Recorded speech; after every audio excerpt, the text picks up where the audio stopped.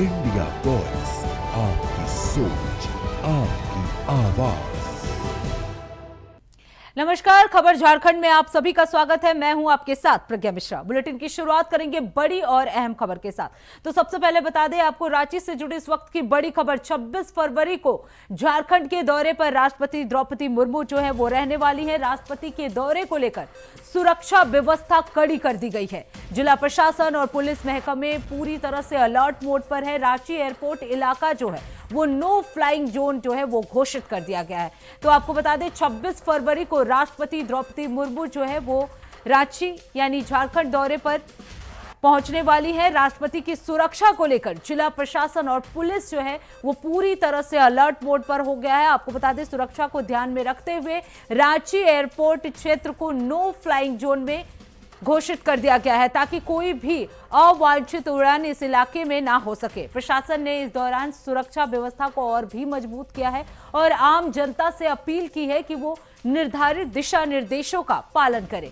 राष्ट्रपति के दौरे को लेकर विशेष सुरक्षा बलों की भी तैनाती की गई है और सुरक्षा के चाक चौबंद रखने के लिए सभी जरूरी उपाय किए गए हैं। तो आपको बता दें राष्ट्रपति द्रौपदी मुर्मू जो है वो 26 फरवरी को रांची जाने वाली है। इसको लेकर पुलिस प्रशासन जो है वो पूरी तरह से अलर्ट मोड पर है। रांची एयरपोर्ट को नो फ्लाइंग जोन घोषित कर दिया गया है। इसके साथ ही आपको बता दें पुलिस प्रशासन जो है वो पूरी तरह से अलर्ट मोड पर है। काफी महत्वपूर्ण माना जा रहा है राष्ट्रपति का ये दौरा और राष्ट्रपति के इस दौरे को लेकर सुरक्षा व्यवस्था जो है वो पूरी तरह से दुरुस्त कर दिया गया है। जिला प्रशासन और पुलिस प्रशासन जो है पूरी तरह से अलर्ट मोड पर भी है। इसके साथ ही लोगों से भी अपील की गई है कि वो सभी दिशा निर्देशों का पालन करें। इसके साथ ही आपको बता दें विशेष सुरक्षा बलों की भी तैनाती जो है वहां पे कर दी गई है। सुरक्षा चाक चौबंद रखने के लिए सभी जरूरी उपाय किए गए हैं और सभी से यह आग्रह किया गया है कि सभी दिशा निर्देशों का वो पालन करें। जिला प्रशासन और पुलिस महकमा जो है वो पूरी तरह से अलर्ट मोड पर नजर आ रहा है। तो 26 फरवरी को राष्ट्रपति द्रौपदी मुर्मू जो है वो रांची पहुंचने वाली है। उनका ये दौरा जो है वो काफी महत्वपूर्ण माना जा रहा है। उनके दौरे से पहले सुरक्षा के कड़े इंतजाम जो है वो कर दिए गए हैं। इसके साथ ही आपको बता दें रांची एयरपोर्ट को नो फ्लाइंग जोन घोषित कर दिया गया है ताकि कोई अवांछित फ्लाइंग जो है वहां से ना हो सके। तो सुरक्षा के कड़े इंतजाम जो है राष्ट्रपति के पहुंचने से पहले किए गए हैं। 26 फरवरी को राष्ट्रपति द्रौपदी मुर्मू जो है वो रांची पहुंचने वाली है। तो काफी अहम माना जा रहा है उनका ये दौरा।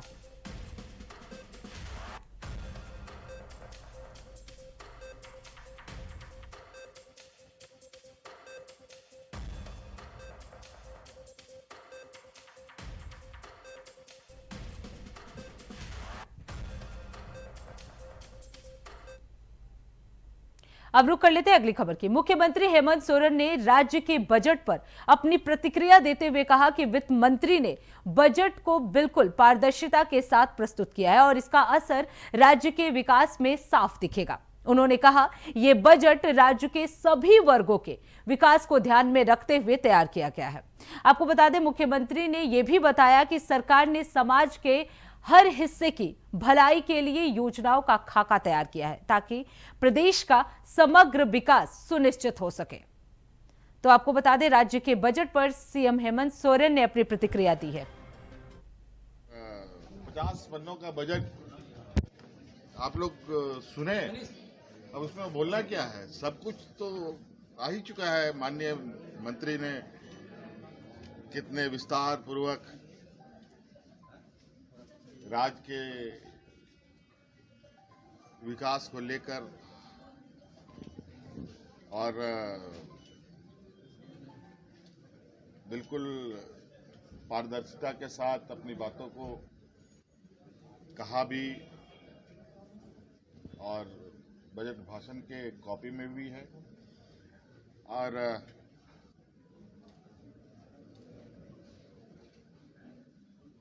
इसका परिणाम भी आपको जमीन पर दिखेगा। सर जेंडर बजट पर फोकस किया गया है अलग से काफी ज्यादा जो महिला शक्ति समाज के सभी वर्गों को, किसको हम लोगों ने नजरअंदाज किया है ये बता दीजिए। कोई छूटा हो तो ये बताएं तो जरूर उस पर हम लोग आप लोगों की भावना को हम लोग ध्यान और उस पर चिंता करेंगे हम लोगों ने लगभग सभी वर्गों को, सभी क्षेत्र को छूने का प्रयास किया। एयर एम्बुलेंस सर क्रैश हुआ, 7 लोगों की जान। हाँ, ये बड़ी दुखद घटना है। किसी व्यक्ति ने अपना बेहतर इलाज के लिए कोई एम्बुलेंस, उन्होंने एयर एम्बुलेंस बुक किया था और दुर्भाग्यवश घटना घटित हो गई और लोगों की जानें चली गई।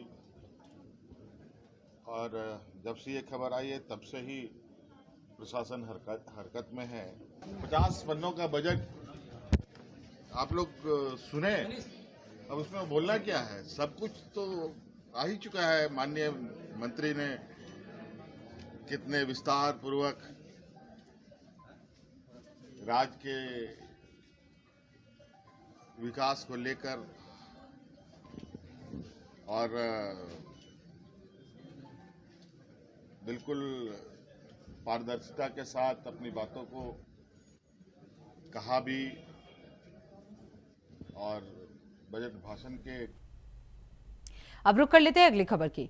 पूर्व सीएम चंपई सोरेन के पोते का निधन, इस वक्त की बड़ी खबर आपको बता दें। पूर्व सीएम चंपई सोरेन के पोते का निधन हो गया है। आपको बता दें वीर सोरेन की मनाली में संदिग्ध हालत में मौत हुई है। सूचना मिलते ही चंपई सोरेन मनाली पहुंचे हैं। जरूरी प्रक्रिया के बाद पार्थिव शरीर जो है उन्हें सौंपा जाएगा। चार्टर्ड फ्लाइट से पार्थिव शरीर गांव लाया जाएगा। सीएम हेमंत सोरेन ने इस घटना पर दुख जताया है। तो ये बड़ी जानकारी, बड़ी अपडेट आपको हम बता दें। पूर्व सीएम चंपई सोरेन के पोते की मनाली में मौत हो गई है। संदिग्ध हालत में ये मौत हुई है। आपको बता दें चंपई सोरेन जो है वो मनाली पहुंच चुके हैं और जल्द ही उनका पार्थिव शरीर जो है, उनके पोते का पार्थिव शरीर जो है वो वापस लाया जाएगा, गांव वापस लाया जाएगा। आपको बता दें पूर्व मुख्यमंत्री चंपई सोरेन के पोते वीर सोरेन का निधन हो गया है। वीर सोरेन की संदिग्ध हालत में मनाली में मौत हुई है।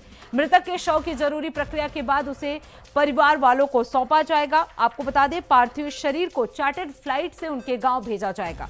मुख्यमंत्री हेमंत सोरेन ने इस दुखद घटना पर गहरा शोक व्यक्त किया है और परिवार के प्रति अपनी संवेदना भी जाहिर की है। उन्होंने कहा है कि यह समय परिवार के लिए कठिन है और राज्य सरकार उनके साथ है। तो ये बड़ी जानकारी, बड़ी अपडेट आपको हम बता दें। वीर सोरेन की असामयिक मौत ने सभी को स्तब्ध कर दिया है। तो वीर सोरेन की मनाली में संदिग्ध हालत में मौत हो चुकी है।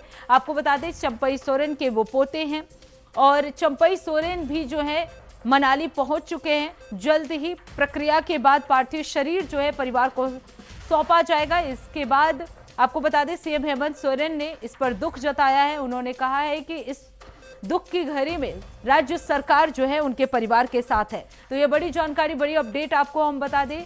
पूर्व सीएम चंपई सोरेन के पोते की असामयिक मौत हो गई है, जिसके बाद से पूरा राज्य जो है इस समय शोक में है। पूर्व सीएम चंपई सोरेन के पोते का निधन मनाली में हुआ है।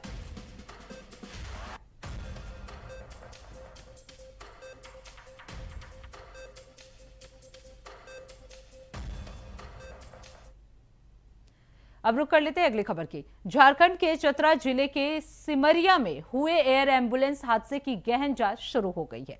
आपको बता दें विमान दुर्घटना के बाद एयरक्राफ्ट एक्सीडेंट इन्वेस्टिगेशन ब्यूरो की एक टीम ने 23 फरवरी को हुए एयर एम्बुलेंस क्रैश की जांच शुरू कर दी है। इस हादसे में एयर एम्बुलेंस में सवार सभी 7 लोगों की मौत हो गई। आपको बता दें दुर्घटना स्थल पर एएआईबी की टीम मलबे से महत्वपूर्ण सबूत इकट्ठा कर रही है ताकि इस हादसे के कारणों का पता लगाया जा सके। टीम सभी उपकरणों और तकनीकी साधनों का उपयोग करके जांच कर रही है। तो आपको बता दें टीम ने दुर्घटना के बाद जांच के लिए सभी आवश्यक उपकरणों और तकनीकी साधनों का उपयोग कर रही है। तो चतरा में हुए एयर एम्बुलेंस हादसे की जांच अब जो है वो तेज हो चुकी है। सभी आवश्यक उपकरणों और तकनीकी साधनों के जरिए ये जांच जो है वो की जा रही है। एआईबी की टीम जो है वो क्रैश की जांच शुरू कर चुकी है। इसमें 7 लोग सवार थे और सभी की मौत हो गई है। अब रुक कर लेते हैं अगली खबर की। सुप्रीम कोर्ट ने बुधवार यानी आज झारखंड के मुख्यमंत्री हेमंत सोरेन के खिलाफ दर्ज मनी लॉन्ड्रिंग मामले में ट्रायल पर रोक लगा दी है।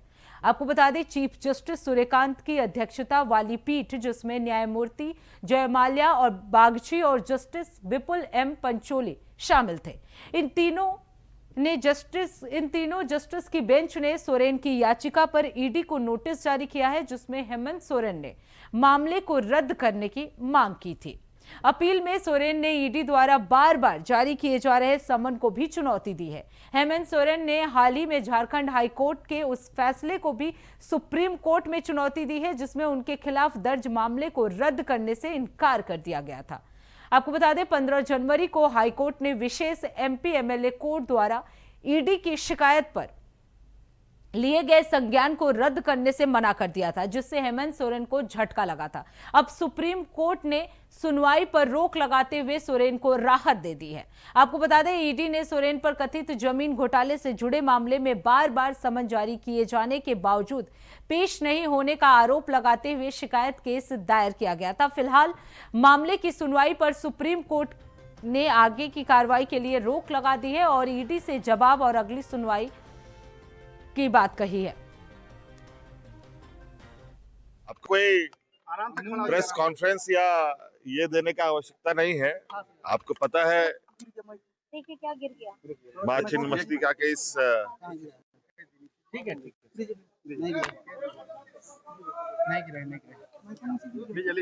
प्रांगण में हम सब लोग अरे भैया हाथ हटाइए, माँ के दर्शन के लिए आए हैं ये हाथ हटाइए ना, थोड़ा माइक लगाने दीजिए। और आप देख रहे हैं काफी सारे लोग भी आए हैं। ये हम लोगों की एक आस्था परंपरा है और आज हम लोगों ने भी पूजा अर्चना की। अब रुक कर लेते हैं अगली खबर की। खरसावा विधानसभा क्षेत्र के अंतर्गत घूटपानी प्रखंड के बादेया में झारखंड लोकतांत्रिक क्रांतिकारी मोर्चा की एक बैठक सरायकेला खरसावा जिला के जिला उपाध्यक्ष ललित महतो की अध्यक्षता में हुई। बैठक में घूटपानी प्रखंड कमेटी का विस्तार किया गया, जिसमें प्रखंड अध्यक्ष के रूप में दर्शन सिंह हाईबुरु, सचिव के रूप में भोरता सोए को मनोनीत किया गया। आपको बता दें वहीं बैठक में पहुंचे मुख्य अतिथि में झारखंड लोकतांत्रिक क्रांतिकारी मोर्चा के नेता संजय जारिका ने सभी को माला पहनाकर सम्मानित किया। वहीं पार्टी के विचारधाराओं से प्रभावित होकर भोया पंचायत के विभिन्न राजनीतिक दलों के लगभग 50 कार्यकर्ताओं ने जेएलकेएम पार्टी का दामन थामा, जिसमें सभी कार्यकर्ताओं को माला पहनाकर जेएलकेएम नेता संजय जारिका ने पार्टी में स्वागत किया। इस दौरान जारिका ने कहा कि झारखंड में सभी दल के नेताओं ने आम लोगों और आदिवासियों को छलने का काम किया है। भरपूर खनिज संपदा होने के बावजूद झारखंड गरीब राज्य बनकर रह गया। हमारी पार्टी के केंद्रीय अध्यक्ष जयराम महतो के नेतृत्व में राज्य के विकास को लेकर संगठन को मजबूत किया जा रहा है। तो आपको बता दें खरसावा के खूटपानी प्रखंड के बादेया में जेएलकेएम पार्टी की बैठक हुई।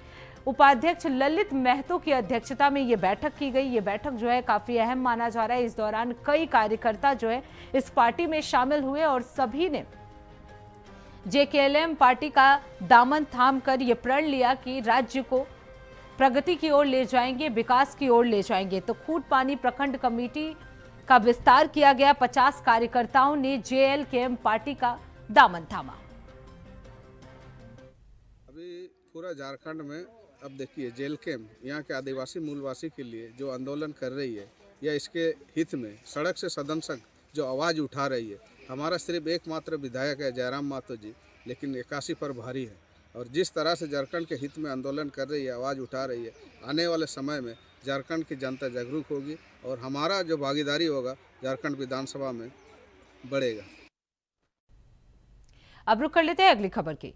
रांची से जुड़ी इस वक्त की एक बड़ी खबर बता दें आपको। आईएआई समिट के दौरान प्रदर्शन का मामला सामने आया है, जिसमें ग्रामीण विकास मंत्री दीपिका पांडे संघ का बयान सामने आया है। मंत्री ने कांग्रेस कार्यकर्ताओं के प्रदर्शन पर अपनी प्रतिक्रिया दी है। आपको बता दें यूथ कांग्रेस कार्यकर्ता किसी से डरने वाले नहीं है। मंत्री की तरफ से यह बयान जो है वो दिया गया है। तो एआई समिट के दौरान यूथ कांग्रेस कार्यकर्ताओं द्वारा किए गए प्रदर्शन पर मंत्री दीपिका पांडे सिंह ने अपनी प्रतिक्रिया दी है। उन्होंने कहा कि यूथ कांग्रेस के कार्यकर्ता किसी से डरने वाले नहीं हैं और उनका उद्देश्य हमेशा समाज की बेहतरी और लोकतांत्रिक अधिकारों की रक्षा करना है।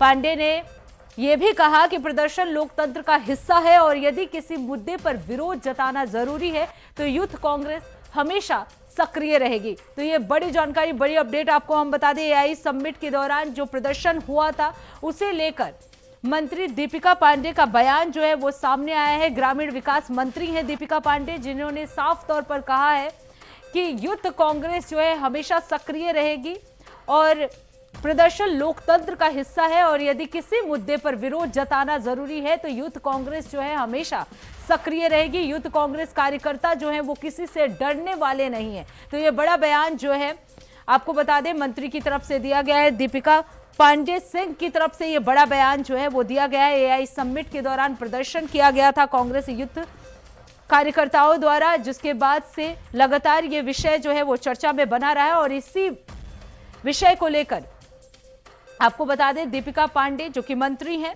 उन्होंने कहा है कि यूथ कांग्रेस जो है वो किसी से डरने वाला नहीं है और विरोध करना लोकतंत्र का हिस्सा है और यदि किसी मुद्दे पर विरोध जताना जरूरी है तो यूथ कांग्रेस हमेशा सक्रिय रही है। तो एआई समिट के दौरान कांग्रेस का जो प्रदर्शन देखने को मिला था उसी मामले को लेकर दीपिका पांडे सिंह का ये बड़ा बयान जो है वो सामने आया है। उन्होंने कहा है कि कांग्रेस यूथ जो है वो किसी से डरने वाली नहीं है।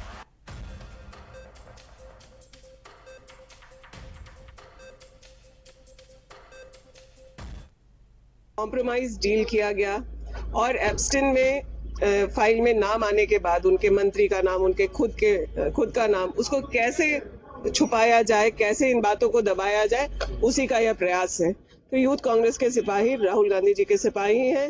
बब्बर शेर कहते हैं राहुल गांधी जी। यूथ कांग्रेस अब इस लड़ाई को सड़क से लेके जेल तक लड़ने के लिए तैयार है। यूथ कांग्रेस के कार्यकर्ता किसी से भी नहीं डरने वाले। अब रुक कर लेते एक और बड़ी खबर की। धनबाद से जुड़ी इस वक्त की बड़ी खबर आपको बता दें, कोर्ट परिसर में बम की अफवाह फैली है। पूरे कोर्ट परिसर को खाली करा दिया गया है। आपको बता दें कोर्ट परिसर की सघन तलाशी की गई, छानबीन में पुलिस की टीम जुटी हुई है। तो ये बड़ी जानकारी, बड़ी अपडेट आपको हम बता दें। धनबाद में कोर्ट परिसर में बम की अफवाह मिलने से हड़कंप मच गया है।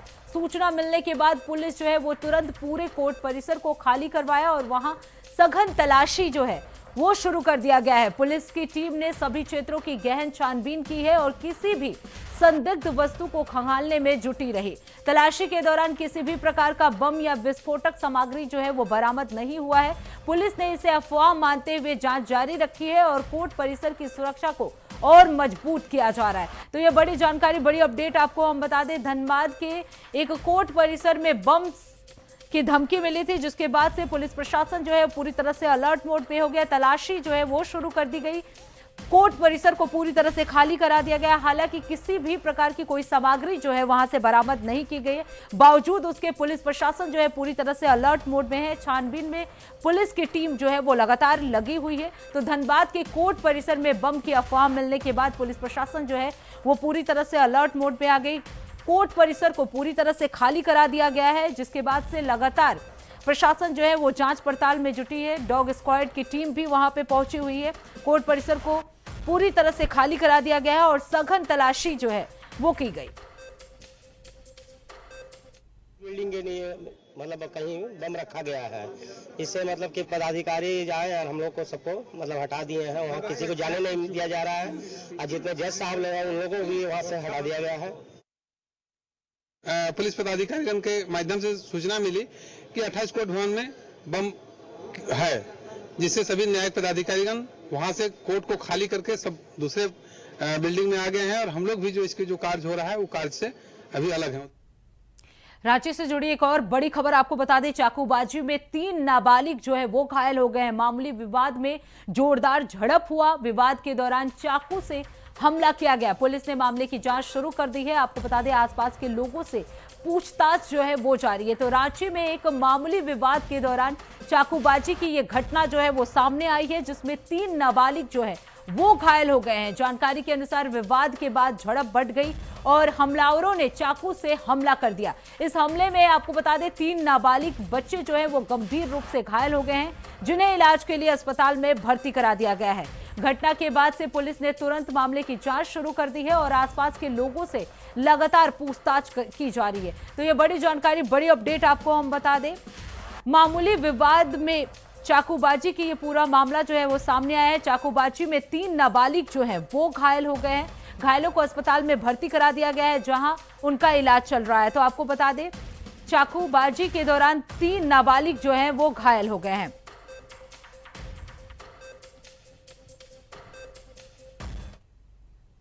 तो इसी के साथ खबर झारखंड में बस इतना ही। देश दुनिया की तमाम बड़ी खबरों के लिए देखते रहिए इंडिया वॉइस। तब तक के लिए नमस्कार।